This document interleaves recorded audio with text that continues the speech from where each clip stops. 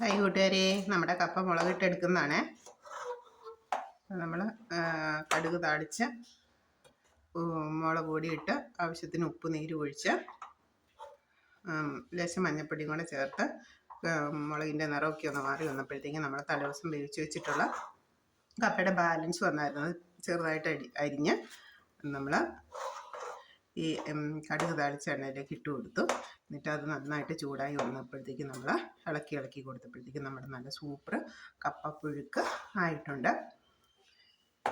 നമുക്ക് പച്ചമുളകും തേങ്ങയും ഇഞ്ചിയും ഉള്ളിയൊക്കെ ചതച്ചിട്ടെടുത്ത് നമുക്ക് നല്ല പുഴുക്ക് പോലെ ആക്കിയെടുക്കാം. ഞാനിപ്പം തേങ്ങയും ഉള്ളിയൊന്നും ചേർത്തിട്ടില്ല, വെറുതെ മുളക് പൊടി ഉപ്പും നീര് മാത്രമാണ് ചേർത്തിട്ടുള്ളത്. കടുക് താളിച്ച് ഇട്ടിട്ട് മഞ്ഞൾപ്പൊടിയും കൂടെ ചേർത്ത് നമ്മൾ ഇളക്കിയെടുത്തിട്ടുള്ളതാണ്. നല്ല സൂപ്പർ കപ്പ പുഴുക്കായിട്ടുണ്ടേ. രാവിലെ പെട്ടെന്ന് ഒരു ബ്രേക്ക്ഫാസ്റ്റിന് വേണ്ടി. ഇതിപ്പോൾ മീൻകറിയും ഉണ്ട്, അപ്പം മീൻകറിയുടെ കൂടെ നല്ല സൂപ്പർ കോമ്പിനേഷനാണ്. ഓക്കെ, താങ്ക് യു കൂട്ടുകാരെ, താങ്ക് യു.